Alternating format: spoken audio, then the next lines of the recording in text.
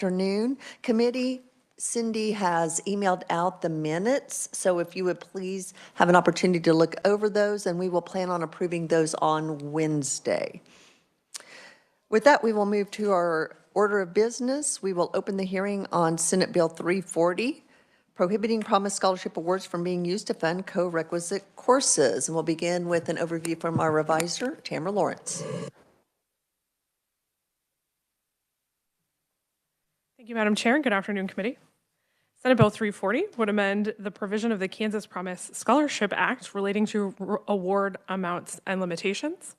So currently, state law prohibits the use of Promise Scholarship Awards for remedial courses unless those courses are offered in a co-requisite format. Senate Bill 340 would amend the statute to prohibit the use of Promise Scholarship Awards for co-requisite courses, and the bill would take effect on July 1 upon publication in the statute book. I'll be happy to answer questions. Committee, what questions do we have for the reviser? Seeing none, thank you very much. We will now move to proponent testimony, and we have Heather Morgan, Executive Director, Kansas Association of Community Colleges. Welcome. Thank you, Madam Chair. We are in support of this bill. When the Promise Act was enacted, we were in a situation where most of the developmental education was being offered in a remedial format, which means there would be a 3-hour course that really didn't count towards college graduation. The Promise Act was structured in a way to encourage colleges to move from that remedial format to a co-requisite format. So the difference between remedial and co-requisite means that remedial is a 3-hour standalone class, not really counting towards graduation. And then co-requisite means it would be like college algebra, the 3-hour class, plus 2 hours that would be like with review to make sure that the student is successful and has extra help. So we're supportive of the bill, but would ask that maybe the word co-requisite course be changed to co-requisite hours. So the state wouldn't be paying for the 2 developmental hours, but would pay for the 3 hours that they would have previously paid for had remediation not been needed. So the difference between the remedial, which was already prohibited, would be a 3-hour class. This would be a 5-hour class. We're asking just to not pay for the 2 developmental hours, but pay for the base course, which will count towards graduation. With that, I'm happy to stand for any questions. Well, you are the sole proponent, so we will go ahead and open it up for questions. Do we have questions for the proponent? Seeing none, thank you very much. Committee, we also have proponent written only from Claudia Fury Aguirre, Manager of Kansas Policy and Outreach for Aligned. And there is no neutral and no opponent testimony. So, and I will also, thank you, Cindy, I will also let you know that the Kansas Board of Regents sent some background information on the Promise Scholarship that you can find where you find your other resources committee, if you would like to refer to that. Yes, Senator Petty.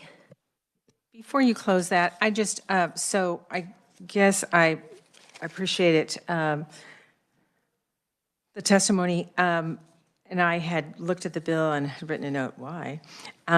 So if I'm looking at the bill and the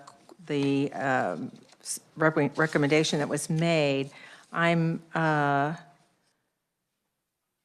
we talking about, I'm a little unclear as to where, if an amendment was made, is it on page 2, under line 12, including any course offered in a co-requisite format? I'm unsure of that. Heather? I think you would say, where it says in any course in a co-requisite format, just say, and any co-requisite remediation hours or something like that. Tamara is a great reviser and we'll figure that out. But that's where I would put it. We would work with the reviser to make sure that it reflects the funding would not be for the 2 remedial hours. The funding would still apply to the 3 college credit-bearing hours, just not the remedial, in keeping with the original language of the bill. Thank you, Madam Chair. That's the part I was trying to understand, so I appreciate that. Yes, so when we work this bill, we will have that language for everyone to see. Are there any other questions?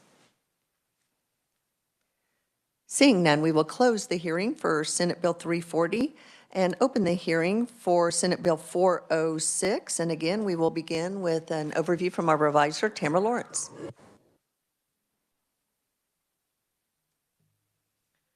Thank you again, Madam Chair. Senate Bill 406 would enact a new section of law in line with recent federal law that would require the governor, in consultation with the State Workforce Development Board, to approve workforce training programs for federal workforce Pell Grants if those programs meet the requirements to be eligible workforce training programs as provided in the federal law. Additionally, Senate Bill 406 would require the State Workforce Development Board to establish an internal process for approval for eligibility for those workforce Pell Grants, coordinate approval of eligible workforce training programs with other state and federal workforce programs to prevent duplicative funding of programs that have the same purpose, and align and leverage available state and federal monies to support the implementation and expansion of eligible workforce training programs. The requirements of this section would be consistent with applicable federal law. And if there is conflict with federal law, the federal law would govern. This bill would take effect on July 1 upon publication in the statute book. Thank you. Questions for the reviser? Senator Petty.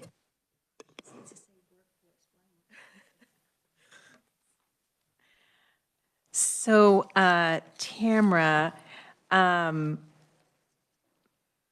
when we talk about eligible workforce training programs,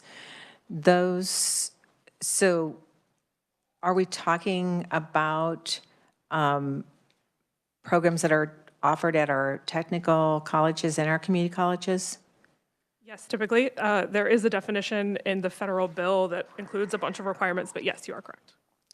So I'm going to have to ask this question because this information came up today at the Early Learning Caucus about the fact that within, and this talks about, federal law, and in the One Big Beautiful Bill that was passed this past year, that it speaks to the fact that training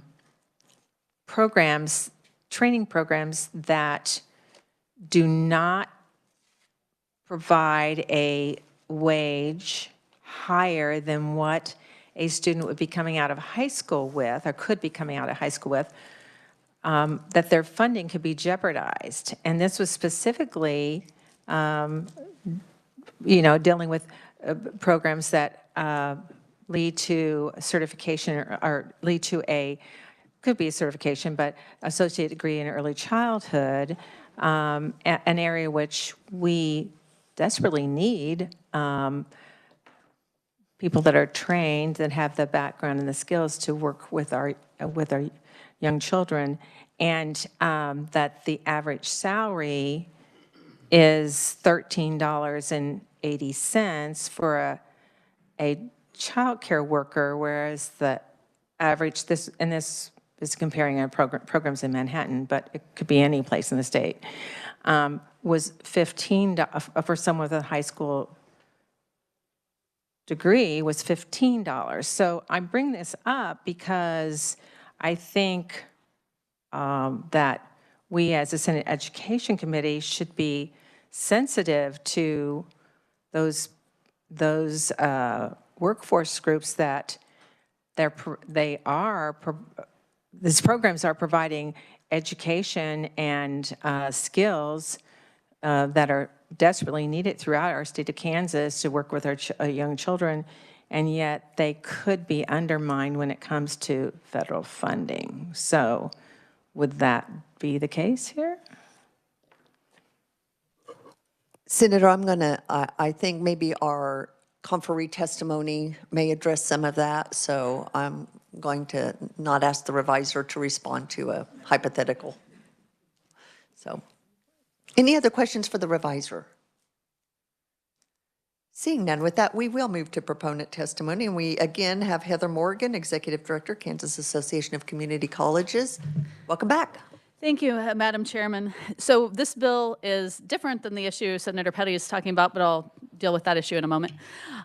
This bill essentially says the exact same thing as what had to happen in the Big Beautiful Bill. That's just, you are sort of endorsing what we already have to do.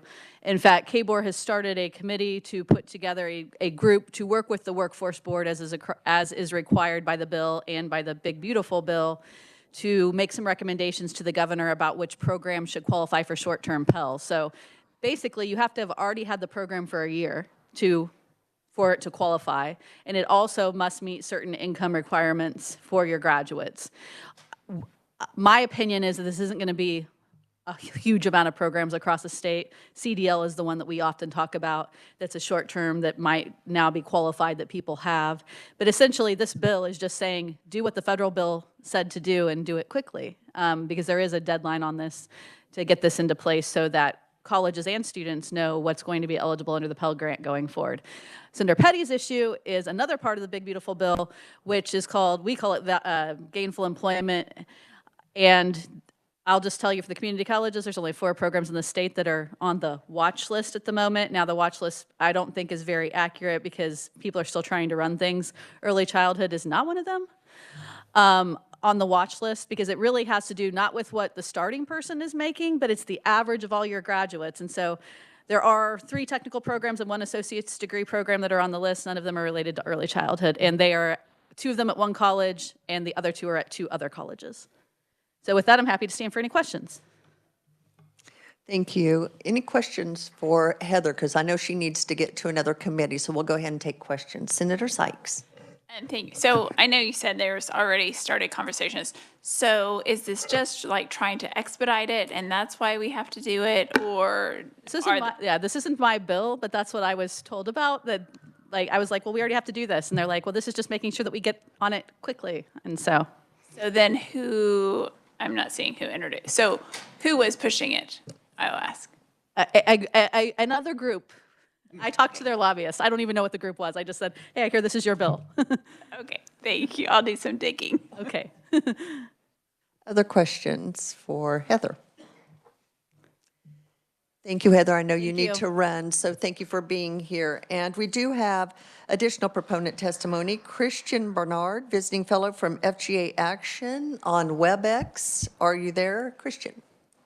Yes, Madam Chair, I'm here. Can the committee hear me? We sure can. Please proceed. Great. Thank you, Chair Erickson, Vice Chair Thomas, and Ranking Member Sykes, and members of the committee. Thank you for allowing me to testify today. So my name is Christian Bernard, and I'm grateful to testify today on behalf of FGA Action, which promotes common sense reforms across a range of policy areas, including education. I strongly encourage your support for Senate Bill 406. So on July 4th, 2025, President Trump signed the One Big Beautiful Bill Act into law. Among its many provisions, the law expands Pell Grants to cover short-term workforce training. Historically, Pell Grants have been limited to traditional college credential programs lasting at least a semester, even as community and technical colleges increasingly shifted towards shorter job-focused training. But under the new federal law, low-income students in workforce training initiatives that lead to industry-recognized credentials can receive federal assistance through workforce Pell Grants. This federal reform will only benefit Kansas students if the state implements it quickly and effectively. Workforce Pell Grants will be available beginning on July of this year, and only programs approved by the state will qualify for the new funding. So SB 406 ensures Kansas is ready by establishing clear responsibilities for the Kansas Works State Board and creating a pathway for approving as many high-quality programs as possible. Federal law also provides strong expectations for which program should qualify. So eligible programs must have training completion and job placement rates of at least 70%, and completers must achieve adequate wages to justify program costs. Additionally, consensus negotiated rules from the U.S. Department of Education make clear that approved programs should align with Kansas's existing workforce development plans under WIOA and the Carl D. Perkins Career and Technical Education Act. So in other words, Kansas does not need to start from scratch in developing an approval process for workforce Pell. SB 406 leverages the state's existing workforce development infrastructure and casts a wide net for quality programs, positioning Kansas for prompt, effective implementation. That matters because Kansas community and technical colleges already offer programs that could be eligible for this funding, such as emergency medical technician, welding, commercial driving, and more. So this bill is a timely, practical step to ensure Kansas can benefit from new federal resources, expand opportunity for low-income students, and connect more residents with good-paying jobs. For these reasons, I respectfully urge you to support SB 406. Thank you again for the opportunity to testify today. Thank you, Christian, and we'll see if there are questions from the committee. Any questions? Senator Gossage, then Senator Petty. Thank you, Madam Chair. Thank you for being with us today. A question that I have is it mentions state and federal funding. I realize that this is a federal, that this was passed in federal law. And so you're asking the governor to go ahead and get started on eligibility that meets federal law, correct? That's correct. Are there state dollars that involved in this program? In Kansas, my understanding, a lot of states have their additional funding streams for programs like this. Community colleges in a lot of states have begun funding short-term workforce training programs. But the issue has been that any program that leads to an industry-recognized certificate or license, since it's not a traditional higher education program, has not been able to access really any form of federal aid outside of WIOA, which is limited funding. So what Workforce Pell does is creates a stable federal revenue stream for these short-term workforce training programs. And I'll add too, they have to be offered by Title IV eligible institutions, so accredited higher education institutions like community and technical colleges. And so I can't name the programs that Kansas has right now, but I do believe Kansas has existing funding streams for students who are doing these technical training programs. And that's one of the values of the bill, is ensuring that there's alignment, there's accounting for the availability of the federal workforce Pell Grants. Thank you. Thank you, Madam Chair. Senator Petty. Thank you, Madam Chair. And Christian, what does FGA stand for? Foundation for Government Accountability. Thank you. Yes, ma'am. Any other questions? Seeing none. Christian, thank you so much for joining us. Madam Appreciate Chair, it. thank you. Committee, there's no opponent or neutral testimony. So with that, we will close the hearing on SB 406. We will now turn to working some bills that we've previously heard, and we will begin with Senate Bill 361, and a reminder for us on that bill by our reviser, Tamara Lawrence. Thank you, Madam Chair. Senate Bill 361 would authorize foreign exchange students who reside with a host family to enroll in and attend the resident school district of the host family as if those foreign exchange students were residents of the school district, and they would not be subject to the open seat lottery process. Thank you. Any questions? Committee, what is the will of the committee on this bill? Senator Starnes. Thank you, Madam Chair. I would move to pass 361 out of committee. Thank you. Favorably. We have a motion. We have a second by Senator Thomas. Any questions or discussions? Seeing none, all in favor, say aye. Aye. Opposed, no. Motion carries. We'll now turn our attention to Senate Bill 304, again with an overview from our reviser, Tamara Lawrence.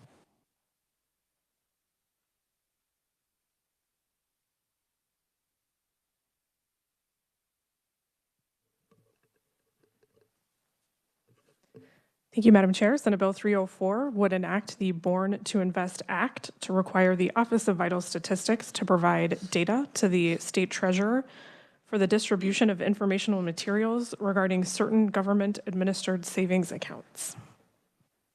Thank you. Any questions for the reviser? Seeing none, what is the will of the committee on this bill? Senator Hill. Thank you, Madam Chair. I move that the committee report Senate Bill 304 out favorably for passage. We have a motion. We have a second by Senator Starnes. Questions or discussion on the motion? Seeing none, all in favor, say aye. Aye. Opposed, no. Motion carries. Next, we will turn our attention to Senate Bill 419. Again, Tamara with an overview. Thank you, Madam Chair. Senate Bill 419 would enact the Kansas Intellectual Rights and Knowledge Act, or KIRK Act, to codify student and student association rights to exercise political and ideological beliefs, values, and missions. Thank you, Tamara. Any questions for the revisor? Seeing none, what is the will of the committee on this bill? Senator Gossage. Madam Chair, I move we pass this bill favorably out of committee. I have a motion. Do I have a second? Second by Senator Starnes. Questions or comments on the bill? Seeing none, all in favor, say aye. Aye. Opposed, no? Motion carries. We will now turn our attention to Senate Bill 421. Again, Tamara with the review. Thank you, Madam Chair. Senate Bill 421 would enact the Safeguarding Personal Expression at K-12 Schools Act, or SPEAKS Act, to statutorily authorize students and student clubs or organizations to engage in certain speech or expression at school. Thank you. Questions for the revisor? Committee, what is the will of the committee on this bill? Senator Thomas. Thank you, Madam Chair. I move that we pass out Senate Bill 421 favorably. We have a motion. Do we have a second? Senator Shane seconds. Any questions or discussion on the motion? Seeing none, all in favor, say aye. Aye. Opposed, no? Motion carries. Committee, we just cruised right through that. Those are all of the bills that we had scheduled to work today. We will begin, here's the order coming up so you can prepare. The next bill we will work will be 341. And then we will begin working bills in the order in which we're hearing them this week. So then the first one we heard today, then the second, and we'll just take them in order of the hearing. So hopefully that will give everyone as much time as possible before we are done, before turnaround. Are there any questions? Thank you so much.